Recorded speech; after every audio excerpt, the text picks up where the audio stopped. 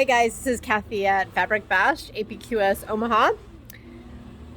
So, in my little video world, I thought I would share how this old little brain works because sometimes, in Quilt Path, we have these amazing people that can, all you have to do is put it in here and slice it in half and do this and re-download it and do all of other stuff, which is great and it's good to know. Trust me, I think it is. I'm not dismissing anybody whatsoever, but sometimes this old brain, and you can hear I have a cold. We're getting ready to move our store. I have a Gigantor quilt on Lucy right now. And what did I do? I set up the pantograph with Fusion, which is a beautiful panto, right? But I did not hit, the check mark fit because I was sick the other day when I put it up. And so guess what? That top row didn't, that little half row didn't quilt on me. So how do you get around that? Right? Like, that's a thing. How do you get around that? So I could put it in Quilt Path. I could cut it in half and do all of that stuff, right?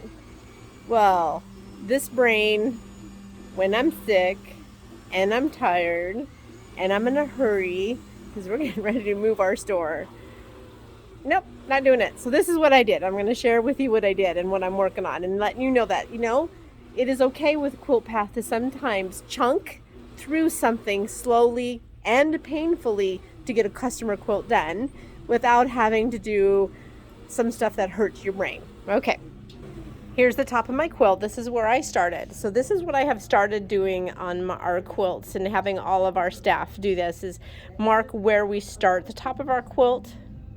So I know where that green box that Angela talks about is so important, right? And I measured in between my tape on the left hand side. So this is my right hand side of the quilt. So on my left hand side, I measured that it was 9.5 inches. So I went up to here, put my needle down. Oh, excuse my fingers. I got some black marks because we're moving. I put my needle down to set up my panto as a whole row, right? Well, yeah, I can't because I got my leaders right here and my pins, right? So this is what I'm doing. I'm going to show you what I'm doing. I'm chunking through. I'm going to try to do this with my, me doing this as well. So I'm going to hit release carriage.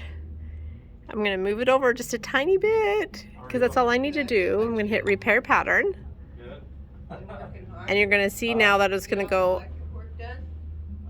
hopefully up here. Now I'm going to hit closest stitch. I'm getting very familiar with these 3 buttons. Now you can see I have another row to do. I'm going to hit sew. I left my threads attached so they're nice and taut on the back side.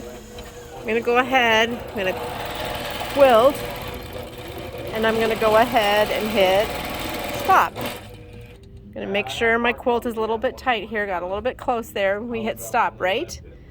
Now I'm going to release carriage. And I'm going to repeat. Yes, I am clunking all the way across Fusion.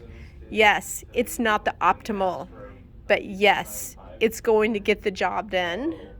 And I wanted you guys to know that sometimes chunking through a quilt in my little brain and in my little happy world right now is going to save me more time than trying to do all of the beautiful stuff that all of those beautiful minds can do.